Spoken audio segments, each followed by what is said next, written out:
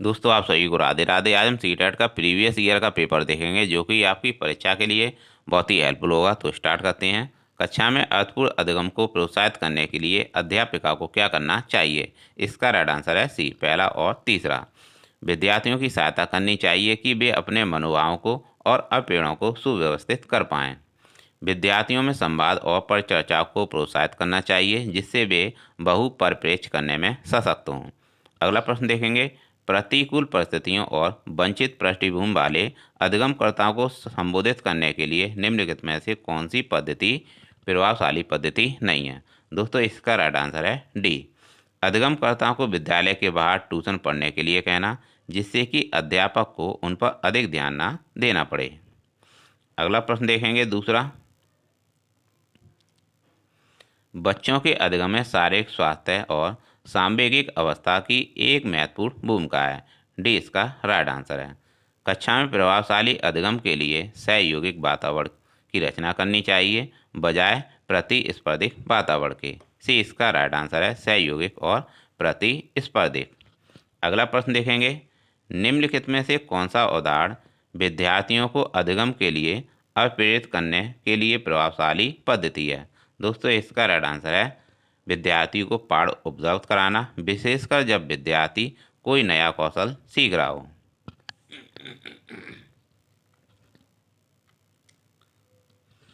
अगला प्रश्न देखेंगे।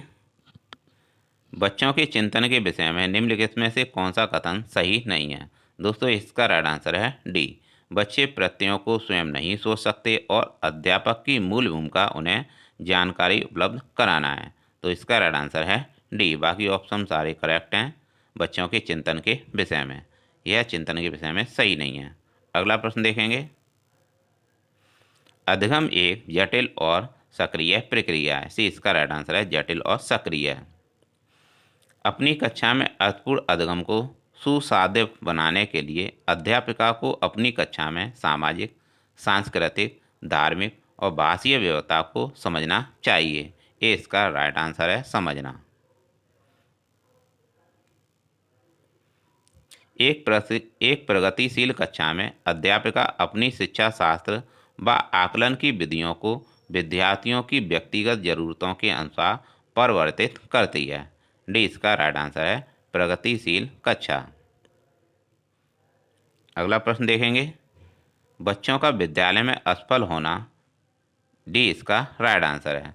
बच्चों का विद्यालय में असफल होना एक निर्दिष्ट करता है कि विद्यालय इन बच्चों की आवश्यकताओं और रुचियों की पूर्ति करने में समर्थ नहीं है। क्या नहीं है?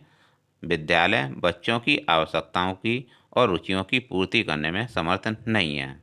डी इसका राइट आंसर है।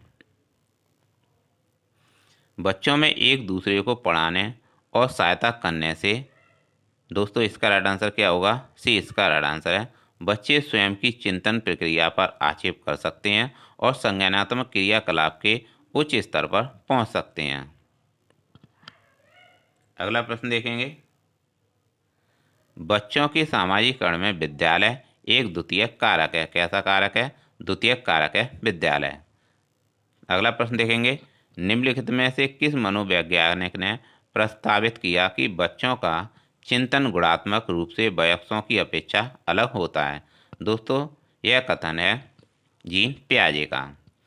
जीन पियाजे के अनुसार, जीन पियाजे जो कि मनोवैज्ञानिक थे, इन्होंने प्रस्तावित किया कि बच्चों का चिंतन गुणात्मक होता है बजाय वयस्कों की अपेक्षा।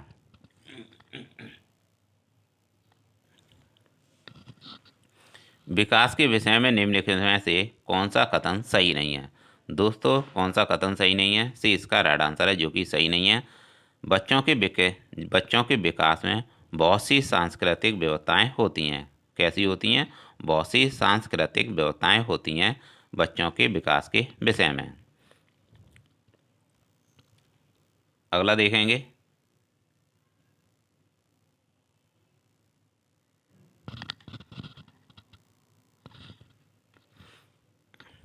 निम्नलिखित में से मध्य बाल्यावस्था की अवधि का मुख्य प्रमाण चिन्ह कौन सा है? दोस्तों डी इसका राइट आंसर है, तर्कसंगत विचारों का विकास जो कि प्राकृतिक रूप से मूर्त है। वह मध्य बाल्यावस्था की अवधि का मुख्य प्रमाण चिन्ह है।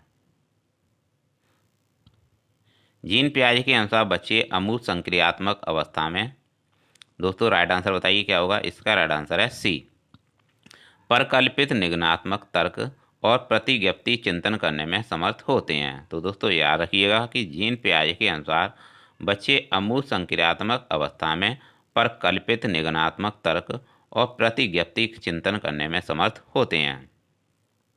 अगला प्रश्न देखेंगे, लॉरेंस कोलबर्ग की नैतिक विकास के सिद्धांत के अनुसार व्यक्ति किस अवस्था में, जब वह विश्वास करता है कि वर्तमान सामाजिक प्रणाली को संक्रियात्मक बनाए रखने में धनात्मक मानवीय संबंध और सामाजिक वर्ग सुरक्षित रहता है। दोस्तों इसका राइट आंसर है डी, सामाजिक क्रम व्यवस्था अभिन्यास का सिद्धांत। बाल्यावस्था की अवधि में विकास बहुस्तरीय और मिश्रित होता है। कैसा होता है? बहुस्तरीय और मिश्रित होता है। अगला देखेंगे, निकटस्थ विकास का क्षेत्र क्या है? दोस्तों सी इसका राइट आंसर है। बच्चों के वर्तमान स्तर पर स्वतंत्र प्रदर्शन और वयस्क व अधिक कौशल वाले समकक्षियों की सहायता से बच्चे द्वारा उपार्जित किए जाने वाले प्रदर्शन के मध्य का क्षेत्र ही निकटस्थ विकास का क्षेत्र है। अगला देखेंगे, एक प्रगतिशील कक्षा में शिक्षण अधिगम प्रक्रिया के दौरान अधिगमकर्ताओं का मूल्यांकन बेहद महत्वपूर्ण है, क्योंकि यह बच्चों की समझ की जानकारी देता है और अध्यापिका को अपने शिक्षा शास्त्र पर विचार करने में सहायक होता है। अगला देखेंगे, हार्वर्ड गार्डनर के बहुबुद्धिय सिद्धांत के अनुसार निम्नलिखित में से कौन सा जोड़ा बुद्धि के प्रकार और अंत स्थिति अनुपालन संभावना के अनुसार सही है? दोस्तों इसका राइट आंसर है बी, शारीरिक गति संवेदना, जो कि खिलाड़ी से संबंधित है। अगला प्रश्न देखेंगे, लेब वाइगोत्स्की के अनुसार सी इसका राइट आंसर है, बच्चों के संज्ञानात्मक विकास में भाषा की एक महत्वपूर्ण भूमिका है। तो दोस्तों याद रखिएगा, लेब वाइगोत्स्की के अनुसार बच्चों के संज्ञानात्मक विकास में भाषा की एक महत्वपूर्ण भूमिका होती है।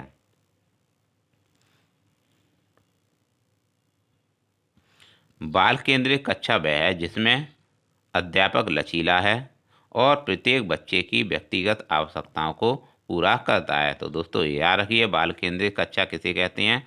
अध्यापक लचीला होता है इसमें और प्रत्येक बच्चे की व्यक्तिगत आवश्यकता को पूरा करता है। अगला प्रश्न देखेंगे,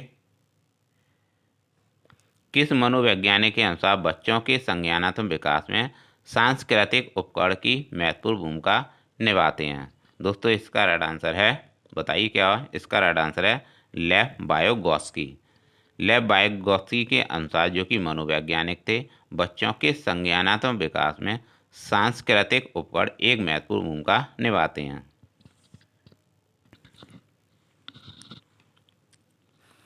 कक्षा में सभी लिंगों में जेंडर रूढ़िवादिता कम करने और विकास के विस्तार की संभावना को बढ़ाने के लिए प्रभावशाली पद्धति कौन सी है? दोस्तों इसकी प्रभावशाली पद्धति है क्रियाकलापों के लिए मिश्रित लिंग समूह बनाना और विचार विमर्श को प्रोत्साहित करना।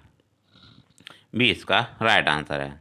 अगला प्रश्न देखेंगे, अध्यापकों को कक्षा में बहुभाषीयता को समझना चाहिए, एक गुण और साधन। तो दोस्तों इसका राइट आंसर है सी, अध्यापकों को कक्षा में बहुभाषीयता को एक गुण और साधन समझना चाहिए। अगला देखेंगे, प्रतिभाशाली और सृजनात्मक बच्चों की आवश्यकताओं को किस प्रकार संबोधित किया जा सकता है? तो दोस्तों याद रखिएगा, यहाँ पर आपसे पूछा गया है प्रतिभाशाली और सृजनात्मक बच्चों की आवश्यकताओं को किस प्रकार संबोधित किया जा सकता है? दोस्तों इसका राइट आंसर बताइए। इसका राइट आंसर है सी, इसका राइट आंसर है चुनौतीपूर्ण कार्य और नीरसता दूर करने के लिए क्रियाकलाप देकर। किसके लिए? चुनौतीपूर्ण कार्य और नीरसता दूर करने के लिए क्रियाकलाप कार्य देकर। अगला प्रश्न देखेंगे, पठन वैफल्य क्या है? दोस्तों पठन वैफल्य बच्चों की पहचान किस प्रकार की जा सकती है? दोस्तों इसका राइट आंसर है ए, उनके पढ़ने और लिखने की कौशलता के विश्लेषण से। तो दोस्तों पठन वैफल्य बच्चों की पहचान उनके पढ़ने और लिखने की कौशलता के विश्लेषण से पहचानी जा सकती है। अगला देखेंगे, आंशिक दृष्टि वाले विद्यार्थी के लिए निम्नलिखित में से कौन सी अधिगम सामग्री उपयुक्त नहीं है। दोस्तों इसका राइट आंसर है बी, छोटी मुद्रण वाली कार सीट। बाकी ऑप्शन ठीक हैं। बोलती पुस्तकें, स्पर्शीय सूचना पट, बड़े आकार में मुद्रित पुस्तकें और त्रिविमीय नक्शे और चार्ट। दोस्तों जबकि यहाँ पर राइट आंसर है आपका बी, छोटी मुद्रण वाली कार सीट। यह आंशिक दृष्टि वाले विद्यार्थियों के लिए सही सामग्री नहीं है।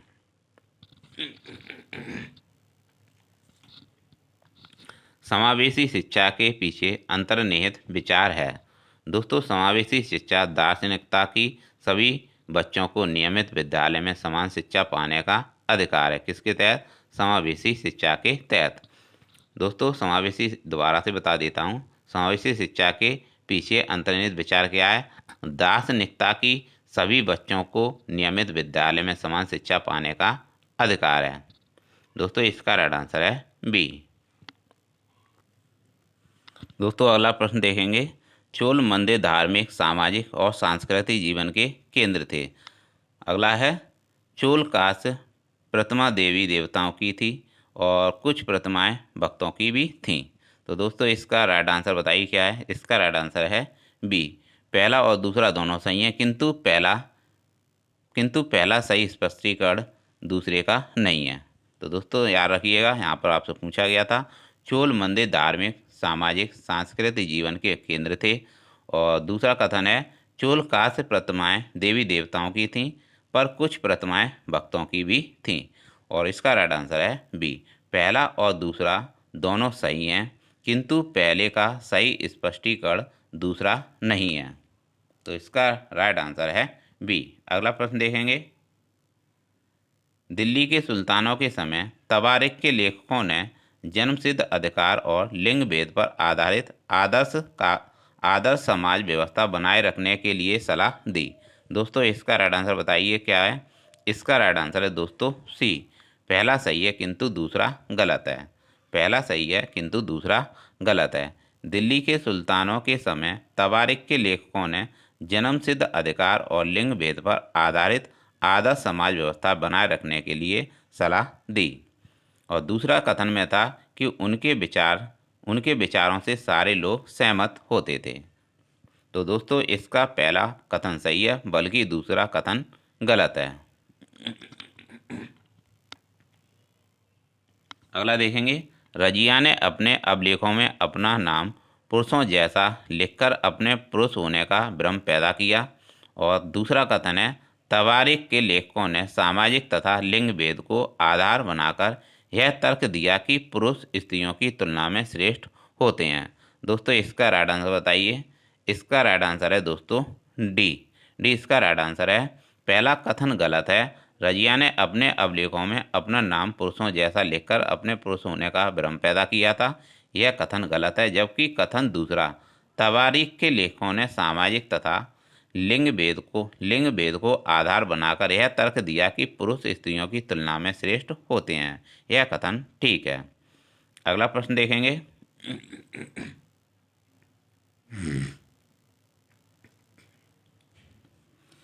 अकबर, जहांगीर और शाहजहां ने सुलह एक कुल सर्वत्र शांति, जिसे सर्वत्र शांति कहते हैं, के विचार को शासन का सिद्धांत बनाया।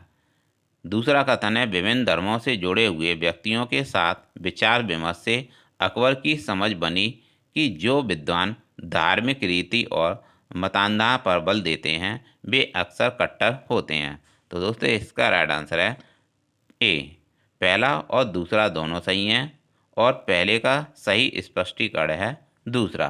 तो दोस्तों याद रखिए कि अकबर, जहांगीर, शाहजहां ने सुलह एक कुल, जिसे सर्वत्र शांति, जिसका अर्थ है कि विचार को शासन का सिद्धांत बनाया। दूसरा कथन था विभिन्न धर्मों से जुड़े हुए व्यक्तियों के साथ विचार विमर्श से अकबर की समझ बनी कि जो विद्वान धार्मिक रीति और मतान्धता पर बल देते हैं वे अक्सर कट्टर होते हैं। अगला प्रश्न देखेंगे,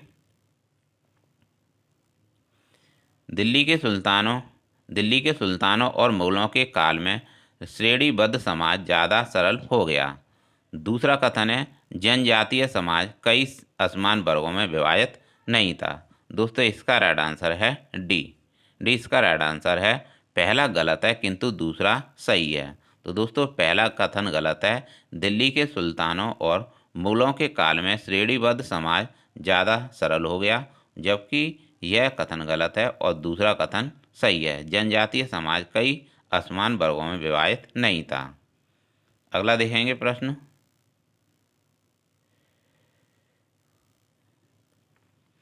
बहादुर शाह जफर ने मुखियाओं और शासकों की चिट्ठी को लिखकर अंग्रेजों से लड़ने के लिए भारतीय राज्यों का एक संघ बनाने का आह्वान किया।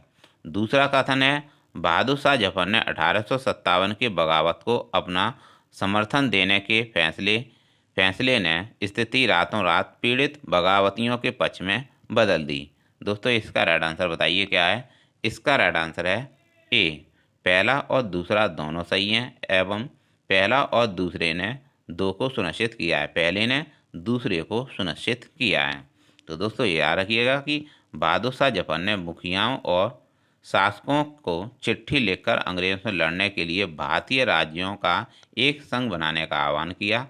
दूसरा कथन था बहादुर शाह जफर ने 1857 के बगावत को अपना समर्थन देने के फैसले ने स्थिति रातों रात पीड़ित बगावतियों के पक्ष में बदल दी। अगला देखेंगे 37। औपनिवेशिक काल के दौरान महिलाएं जातीय एवं सुधार के संदर्भ में निम्नलिखित में से कौन सा विकल्प गलत है। दोस्तों इसका राइट आंसर बताइए। 37 का राइट आंसर है बी। प्रार्थना समाज ने केवल हिंदू ग्रंथों पर विचार विमर्श किया। तेलंगाना राज्य पहले भारत के किस राज्य का हिस्सा था। यह आंध्र प्रदेश का पहले हिस्सा था तेलंगाना। और दोस्तों तेलंगाना की कैपिटल क्या है, वर्तमान में हैदराबाद है। और तेलंगाना के सीएम हैं के चंद्रशेखर राव। अगला प्रश्न देखेंगे। निम्नलिखित कथनों पर ध्यान दें कि लोकतंत्र में संचार माध्यम का सही भूमिका का चयन करें। इसे समाचार के माध्यम से नागरिकों को सूचना पहुंचानी चाहिए। इसे विज्ञापन के दृष्टिकोण को समाचार कार्यक्रम के माध्यम से देनी चाहिए। दोस्तों इसका राइट आंसर है ए और सी। ए और सी इसका राइट आंसर है। और दूसरे सी में दोस्तों ये था इसे हर दृष्टिकोण की चर्चा करनी चाहिए। इसे हर दृष्टिकोण की चर्चा करनी चाहिए। तो दोस्तों इसका राइट आंसर है ए और सी। ए में था इसे समाचार के माध्यम से नागरिकों को सूचना पहुंचानी चाहिए और सी में है इसे हर दृष्टिकोण की चर्चा करनी चाहिए। निम्नलिखित में से कौन सा विज्ञापन रूढ़िवादी चित्रण का उदाहरण नहीं है। दोस्तों इसका राइट आंसर है सी। स्पोर्ट्स जूते के विज्ञापन में एक लड़की फुटबॉल खेलती हुई, यह रूढ़िवादी चित्रण का उदाहरण नहीं है। तो 40 का राइट आंसर है दोस्तों सी। क्या है, सी इसका राइट आंसर है। अगला देखेंगे 41। दिए गए लक्षणों ए और बी के आधार पर महाद्वीपीय की पहचान करें। यह विश्व का सबसे छोटा महाद्वीप है जो पूरी तरह से दक्षिणी गोलार्ध में स्थित है। इसे द्वीपीय महाद्वीप भी कहा जाता है। दोस्तों इसका राइट आंसर है डी, ऑस्ट्रेलिया। अगला देखेंगे 42। सौरमंडल में हम जैसे जैसे सूर्य के दूर जाते हैं। दोस्तों इसका राइट आंसर क्या होगा 42 का। 42 का राइट आंसर है सी। ग्रहों द्वारा सूर्य के चारों ओर एक परिक्रमण करने की अवधि बढ़ती जाती है। तो दोस्तों याद रखिएगा सौरमंडल में हम जैसे जैसे सूर्य के दूर जाते हैं ग्रहों के द्वारा सूर्य के चारों ओर परिक्रमण करने की अवधि बढ़ती जाती है। अगला देखेंगे 43। कल्पना करें यदि पृथ्वी अपनी कक्षीय समतल की ओर नहीं झुकी होती तो दोस्तों प्रदीप्तीय वृत्त और देशांतर रेखाएं एक दूसरे से मिल जाती। प्रदीप्तीय वृत्त और अक्षांशीय रेखाएं एक दूसरे से मिल जाती। सी में है किसी क्षेत्र विशेष में कोई मौसमी परिवर्तन नहीं होता। चौथा है किसी क्षेत्र विशेष में ज़्यादा मौसम परिवर्तन होता। दोस्तों इसका सही विकल्प का चयन करें। इसका राइट आंसर है दोस्तों 43 का राइट आंसर बताइए क्या होगा। सी इसका राइट आंसर है, ए और सी। ए में है प्रदीप्तीय वृत्त और देशांतर रेखाएं एक दूसरे से मिल जाती, और सी में है किसी क्षेत्र विशेष में कोई मौसमी परिवर्तन नहीं होता। अगला देखेंगे 44 में भारत में शरद ऋतु के संबंध में कथन ए बी सी पर विचार कीजिए और सही विकल्प का चयन कीजिए। इस मौसम को दक्षिणी पश्चिमी मानसून के नाम से भी जाना जाता है। अगला है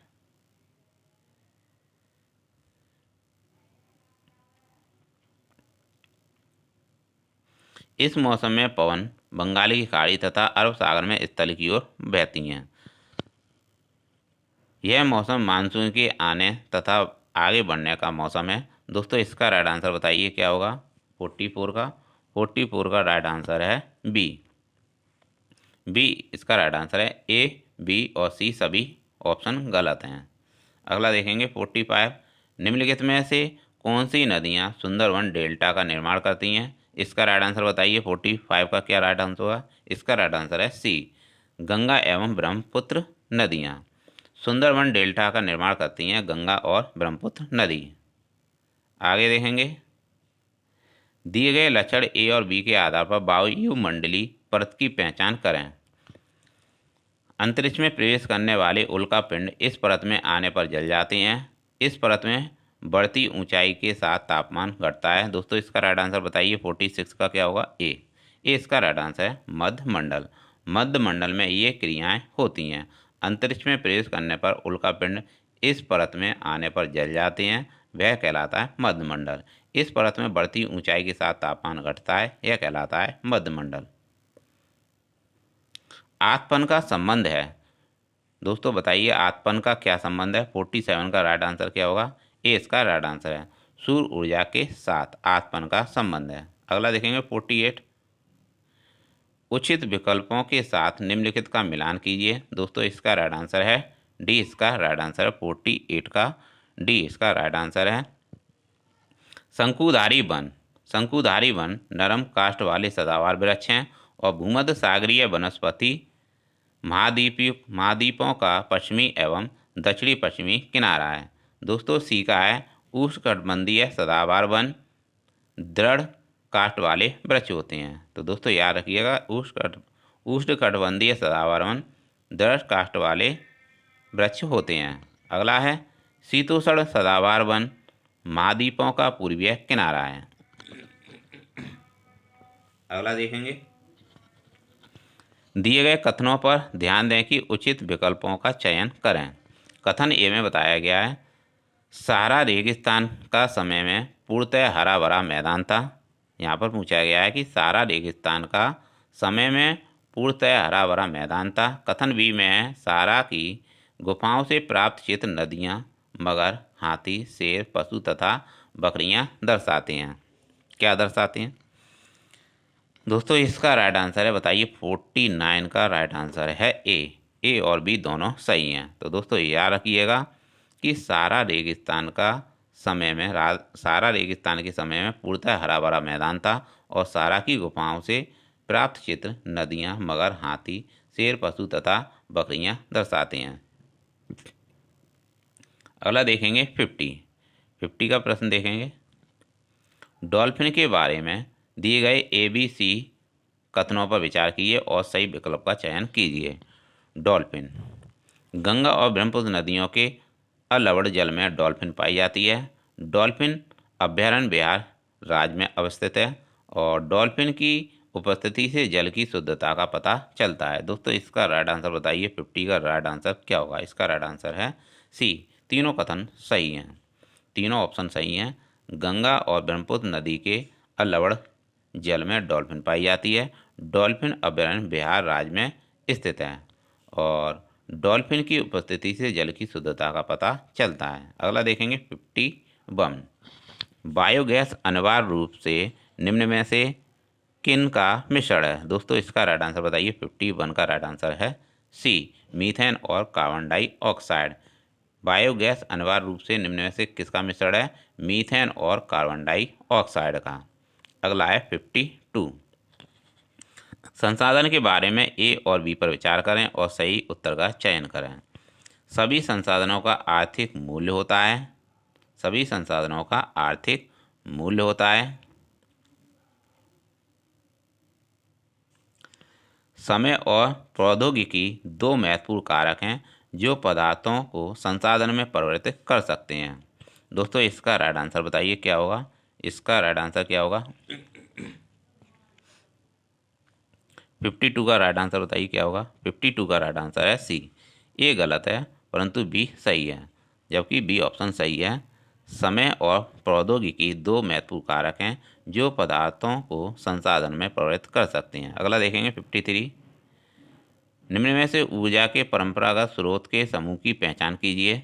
इसका राइट आंसर बताइए क्या होगा? 53 का राइट आंसर 53 का राइट आंसर है सी, खनिज तेल और प्राकृतिक गैस और ईंधन। दोस्तों ऊर्जा के परंपरागत स्रोत कौन कौन से हैं? खनिज तेल, प्राकृतिक गैस और ईंधन, जो कि परंपरागत स्रोत की समूह हैं। अगला देखेंगे 54 में पूछा गया है प्राकृतिक संसाधनों के प्रकार को उनके वर्गीकरण के साथ मिलान करें। दोस्तों इसका राइट आंसर बताइएगा। वर्गीकरण का आधार दूसरी तरफ दिया गया संसाधन के प्रकार। 54 का राइट आंसर है दोस्तों सी इसका राइट आंसर है। ए का है चौथा, विकास व प्रयोग का स्तर कैसा होता है? नवीकरणीय और अनवीकरणीय होता है।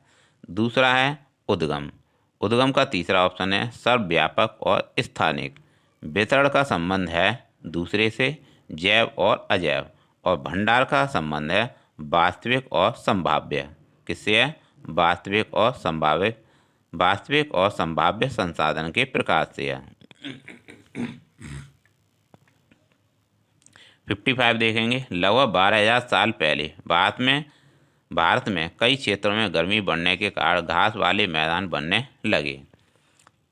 दूसरा कथन है हिरण, बारहसिंगा, बकरी, भेड़, मवेशी जैसे जानवरों की संख्या बढ़ी। तो दोस्तों इसका राइट आंसर बताइए। इस कथन का राइट आंसर क्या होगा? 55 का राइट आंसर है ए और बी दोनों सही हैं तथा ए का कार्ड बी है। लगभग 12,000 साल पहले भारत में कई क्षेत्रों में गर्मी बढ़ने के कारण घास वाले मैदान बनने लगे और इसका कारण क्या हुआ? हिरण, बारहसिंगा, बकरी, भेड़ और मवेशी जैसे जानवरों की संख्या बढ़ने लगी। अगला देखेंगे 56 में पूछा गया है पुरातन स्थलों के संदर्भ में निम्नलिखित में से कौन सही है? दोस्तों इसका राइट आंसर बताइए क्या है? इसका राइट आंसर है 56 का राइट आंसर है दोस्तों सी। 56 का राइट आंसर है सी, केवल ए इसका राइट आंसर है। वह स्थान जहाँ वस्तुओं के अवशेष मिलते हैं वह पुरातन स्थल कहलाते हैं। अगला देखेंगे 57 का। हड़प्पा सभ्यता के लोग बनाते थे पत्थर की मोहरें, पीले रंग से डिजाइन किए गए पात्र, लोहे से बनी तकलियाँ, सोने से बने बर्तन। दोस्तों इसका राइट आंसर बताइए। 57 का राइट आंसर क्या है? 57 का राइट आंसर है डी, ए और डी सही है। यानी पत्थर की मोहरें और सोने से बने बर्तन। हड़प्पा सभ्यता के लोग क्या बनाते थे? पत्थर की मोहरें बनाते थे और सोने से बने बर्तन। अगला देखेंगे 58। एक महापाषाण कब्र में 2 कंकाल के अवशेष थे। इन दोनों में से महिला के कंकाल का अनुमान लगाने हेतु देखना होगा। क्या देखना होगा? दोस्तों इसका राइट आंसर बताइए। 58 का।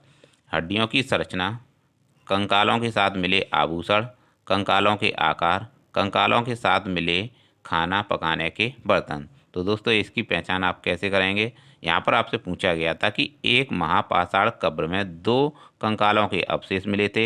इन दोनों में से महिला के कंकाल का अनुमान लगाने हेतु आप क्या करेंगे? राइट आंसर बताइए क्या होगा? 58 का राइट आंसर बताइए क्या होगा? 58 का राइट आंसर है ए और सी इसका राइट आंसर है। हड्डियों की संरचना और कंकालों के आकार को देखेंगे। अगला देखेंगे 59। 59 में पूछा गया प्रारंभिक काल से शुरू करके आरोही क्रम में निम्नलिखित को सजाएं। कैसे सजाएंगे बताइए। प्रारंभिक काल से शुरू करके आरोही क्रम में निम्नलिखित को सजाएं। तो दोस्तों पहला है वेदों की रचना की शुरुआत, महापाषाणों के निर्माण की शुरुआत, और तीसरा है इनाम गांव में कृषकों का निवास, चौथा है चरक। और इसे क्रम में लगाना है दोस्तों। तो 59 का क्या क्रम होगा, इसका राइट आंसर क्या होगा 59 का? 59 का राइट आंसर है सी, ABCD, जो कि सही क्रम है। वेदों की रचना की शुरुआत, दूसरे पे महापाषाणों के निर्माण की शुरुआत, तीसरे पर आएगा इनाम गांव में कृषकों का निवास, और चौथे पर आएगा चरक। अगला देखेंगे 60। दोस्तों इसमें पूछा गया है हाल के काल से शुरू करके अवरोही क्रम में निम्नलिखित में को सजाएं।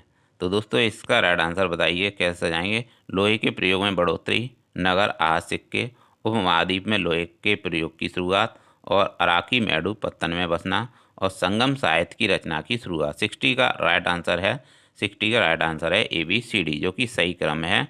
इसी क्रम में सजाएंगे जैसा कि यह क्रम दिया गया है। अगला प्रश्न देखेंगे।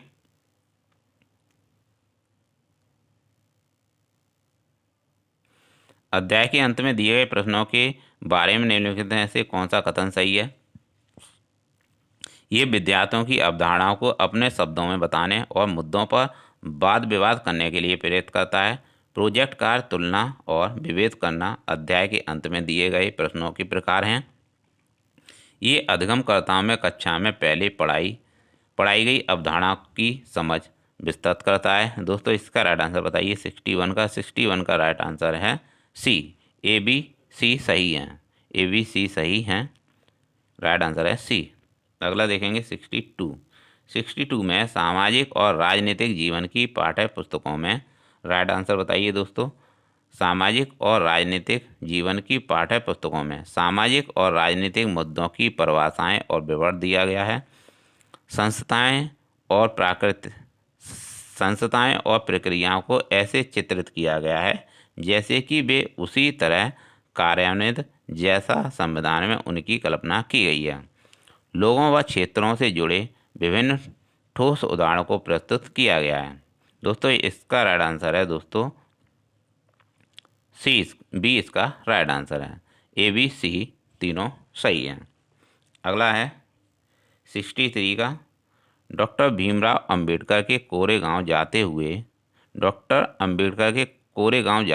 अनुभव का वर्णन करते हुए एक शिक्षक पूछते हैं, क्या आपको लगता है कि स्टेशन पर लोगों ने अंबेडकर को और उनके भाइयों के प्रति भेदभाव किया? इस प्रश्न में शिक्षक किस कौशल पर जोर दे रहे हैं? दोस्तों इसका राइट आंसर बताइए क्या होगा। 63 का राइट आंसर है डी, परिस्थितियों में अनुमान लगाना।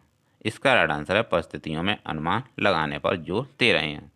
बाजार विषय का परिचय देने के लिए कौन सी शिक्षण शास्त्रीय विधि सर्वोत्तम हो सकती है? दोस्तों इसका राइट आंसर है 64 का बी, मानचित्र में स्कूल के आसपास के बाजारों को इंगित करना। बी इसका राइट आंसर है। 65 देखेंगे। यही है इस ईश्वर की महिमा, इसलिए दूसरा है भीतर, दूषित है काया भीतर से, इसमें कोई भ्रम न रखना। महारी चोखा का यह कहना। एक शिक्षक के तौर पर आप इस कविता का विश्लेषण और अपने अधिगमकर्ताओं से चर्चा कैसे करेंगे? दोस्तों 65 का राइट आंसर सी है। क्या है? सी है। मानवीय शुद्धता जन्म में निर्धारित होती है। इसका राइट आंसर है मानवीय शुद्धता जन्म में निर्धारित होती है। 66 का देखेंगे। सामाजिक विज्ञान की पाठ्यचर्या उच्च प्राथमिक स्तर पर केंद्रित करता है। राइट आंसर बताइए। पृथ्वी के जीवन के आवास के रूप में समझ बनाना, अपने क्षेत्र, राज्य और देश पर अध्ययन करना, भारत के अतीत और सामयिक विकास का अध्ययन करना। दोस्तों इसका राइट आंसर है ABC तीनों सही ऑप्शन है। अगला प्रश्न देखेंगे 67 का। गिलोय और प्रकाश स्रोत का इस्तेमाल करके एक शिक्षक निम्न में से किन अवधारणाओं को दर्शा सकता है? परिक्रमण, दिन रात, मौसमी परिवर्तन, वर्षा और वितरण। 67 का राइट आंसर है सी, इसका राइट आंसर है ABC। ABC को दर्शाकर। किसे? ABC को परिक्रमण, दिन रात और मौसमी परिवर्तन को दर्शाकर ग्लोब और प्रकाश स्रोत का इस्तेमाल करके एक शिक्षक अवधारणाओं को दर्शा सकता है ABC की। अगला देखेंगे 68। एक शिक्षक के तौर पर आप इतिहास के लोहा बनाने वाली फैक्ट्री का मालिक विषय पर चर्चा करते समय भूगोल की पाठ्य पुस्तक के किस अध्याय के साथ इसका अंतर संबंध स्थापित करते हैं? खनिज संसाधन, उद्योग, ऊर्जा संसाधन, हमारे पृथ्वी के अंदर। दोस्तों इस 68 का राइट आंसर है सी, ABC, यानी खनिज संसाधन, उद्योग और ऊर्जा संसाधन पर अंतर संबंध स्थापित करते हैं। अगला देखेंगे 69 का। एक शहर के स्कूल में भूगोल की कक्षा में वनों के प्रकार विषय का परिचय देने के लिए सर्वोत्तम विधि होगी। कौन सी विधि होगी? 69 का राइट आंसर बताइए। 69 का राइट आंसर है सी, विद्यालय के समीप वन क्षेत्र भ्रमण करने का आयोजन करना। अगला देखेंगे 70। भूकंप पर चर्चा के दौरान व्यवहारिक कौशल अध्ययनकर्ताओं में विकसित करने हेतु शिक्षक को बल देना चाहिए। किस पर बल देना चाहिए? 70 का राइट आंसर बताइए क्या होगा? 70 का राइट आंसर है डी, भूकंप के दौरान बरती जाने वाली सावधानियां। 71 देखेंगे।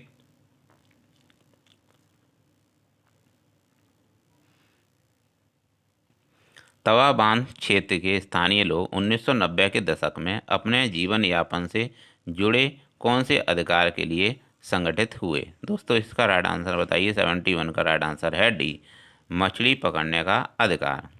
अगला है 72। निम्नलिखित में से कौन सी व्याख्या विविधता का उचित प्रतीक है? दोस्तों इसका राइट आंसर बताइए। 72 का राइट आंसर है ए, यह लोगों के विशिष्टता को स्वीकारता है। अगला देखेंगे 73 का। भारतीय लोकतंत्र के संदर्भ में निम्नलिखित में से कौन सा कथन गलत है?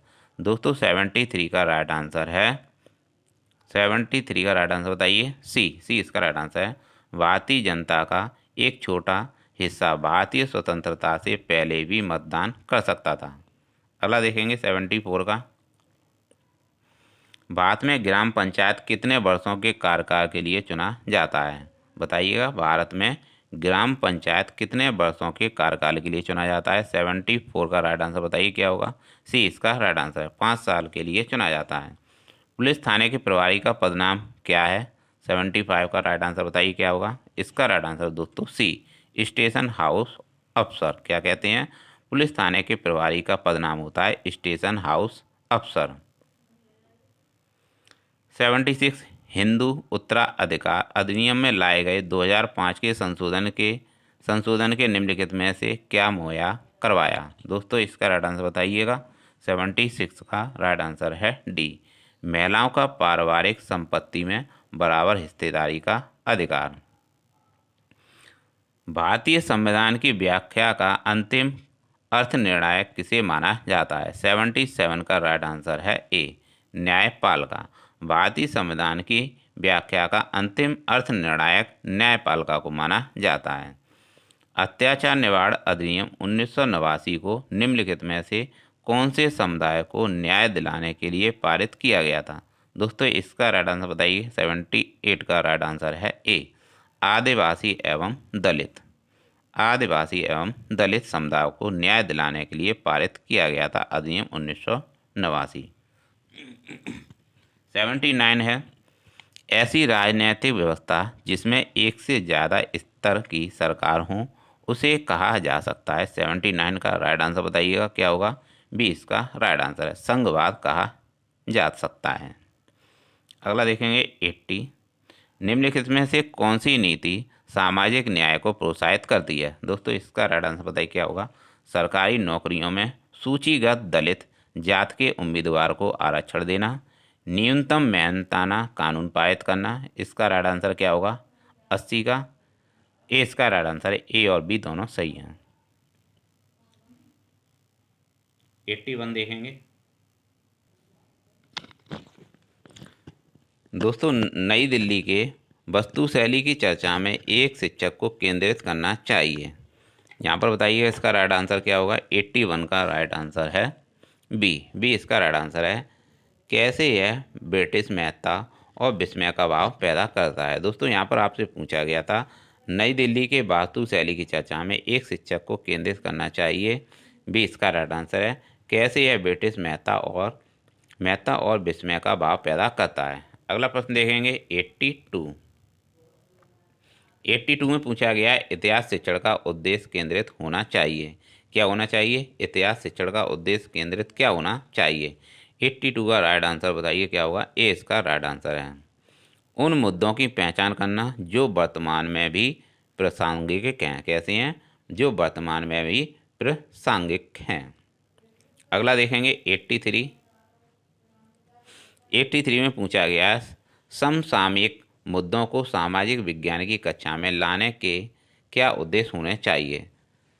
देश से जुड़े मुद्दों के प्रति रुचि को बढ़ावा देना, विश्लेषण और आलोचनात्मक मूल्यांकन करने का कौशल विकसित करना, सनसनीखेज खबर मुहैया कराकर विषय के प्रति रुचि पैदा करना, विद्यालय परिसर के अधिगम और विद्यालय के बाहर की दुनिया को जोड़ने में अधिगमकर्ता को मदद करना।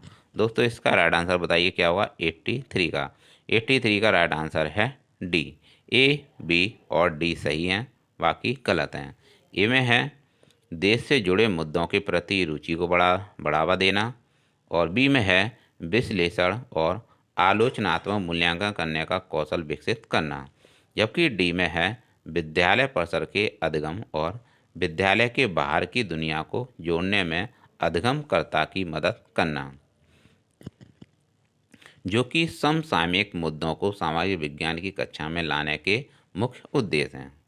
आगे देखेंगे 84 में पूछा गया है सामाजिक विज्ञान की कक्षा में समानता पर चर्चा करते समय उद्देश्य क्या होना चाहिए। अधिगमकर्ताओं के साथ गरिमा से जुड़े मुद्दों को संबोधित करना, सभी को सम्मान करने के प्रति अधिगमकर्ताओं को संवेदनशील बनाना, संविधान में परिलक्षित मूल्यों पर आधारित होना, यह समझना कि हर तरह का अंतर असमानता की तरफ ले जाता है। दोस्तों ये 84 का राइट आंसर क्या होगा। 84 का राइट आंसर बताइए क्या होगा। सी है। 84 का राइट आंसर है सी। ए, बी और सी सही हैं। अधिगमकर्ताओं के साथ गरिमा के साथ जुड़े मुद्दों को संबोधित करना और सभी का सम्मान करने के प्रति अधिगमकर्ताओं को संवेदनशील बनाना, और सी है संविधान में परिलक्षित मूल्यों पर आधारित होना। यह सामाजिक विज्ञान की कक्षा में समानता के चर्चा के उद्देश्य हैं। 85 में देखेंगे कक्षा और समाज में व्याप्त विविधताओं को संबोधित करने के लिए सामाजिक विज्ञान के शिक्षक को क्या करना चाहिए। दोस्तों 85 में पूछा गया है विभिन्न संस्कृतियों से जुड़े उदाहरणों को कक्षा की चर्चा में शामिल करें। केवल उन्हीं उदाहरणों को लेना जो अधिकांश बहुमत के लिए प्रासंगिक हों। और तीसरा सी में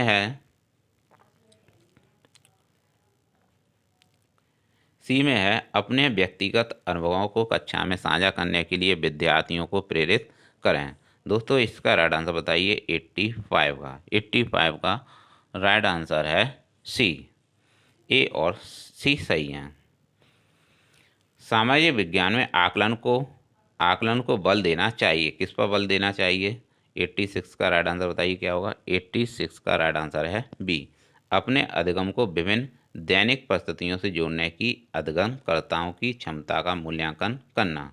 तो दोस्तों याद रखिएगा कि सामाजिक विज्ञान में आकलन को बल देना चाहिए अपने अधिगम को विभिन्न दैनिक परिस्थितियों से जोड़ने की अधिगमकर्ताओं की क्षमता का मूल्यांकन करने पर। अगला देखेंगे 87 का द्वितीयक स्रोत का उदाहरण क्या है। 87 का राइट आंसर बताइए क्या होगा। 87 का राइट आंसर है सी। सी ए वैली द्वारा लिखित an illustrate history of modern India. तो दोस्तों याद रखिएगा कि द्वितीयक स्रोत का उदाहरण है सी ए वैली द्वारा लिखित an illustrated history of modern India.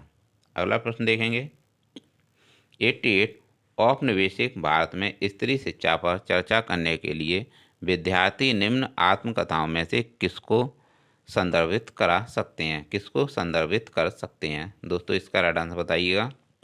88 का राइट आंसर है डी, रामसुंदरी देवी कृत अमर जीवन। दोस्तों यहाँ पर आपसे पूछा गया था औपनिवेशिक भारत में स्त्री शिक्षा पर चर्चा करने के लिए विद्यार्थी निम्न आत्मकथाओं में से किसको संदर्भित कर सकते हैं? रुकैया सखावत हुसैन कृत सुल्तानावा स्वप्न, सतनार कृत मन्नी मन में कलई, ताराबाई शिंदे कृत स्त्री पुरुष तुलना। डी इसका राइट आंसर है, डी इसका राइट आंसर है रामसुंदरी देवी कृत अमर जीवन। 89 देखेंगे, भूगोल शिक्षण को किन मुद्दों से जुड़े संदर्भों में परिप्रेक्ष्य का विकास करना चाहिए? संसाधन और संरक्षण, विकास और विस्थापन, विविधता में एकता से जुड़ी चुनौतियां, मानव विकास। दोस्तों 89 का राइट आंसर बताइए। 89 का राइट आंसर है बी, ए, बी और डी, संसाधन और संरक्षण, विकास और विस्थापन और डी मानव विकास। यह इसके राइट आंसर हैं। 90 का लास्ट प्रश्न बताइए, एक सक्रिय सामाजिक विज्ञान की कक्षा अधिगमकर्ताओं को प्रेरित करती है। बताइएगा दोस्तों इसका राइट आंसर क्या होगा? 90 का राइट आंसर है बी, चुनौतीपूर्ण प्रोजेक्ट में भागीदार बनना। दोस्तों यहाँ पर आपसे पूछा गया था कि एक सक्रिय सामाजिक विज्ञान की कक्षा अधिगमकर्ताओं को प्रेरित करती है चुनौतीपूर्ण प्रोजेक्ट में भागीदार बनना। बी इसका राइट आंसर है। तो दोस्तों ये थे पेडागोजी और एसएसटी के बेहतरीन प्रश्न जो कि प्रीवियस ईयर के पेपर है यह, तो आपके लिए बहुत ही हेल्पफुल होगा। तो आप इसे भी देख लीजिएगा और आपको इससे बहुत ही काफ़ी हेल्प मिलेगी, आपको एक कॉन्सेप्ट मिलेगा सीटेट में। तो मिलते हैं दोस्तों नेक्स्ट क्लास में। Thanks for watching.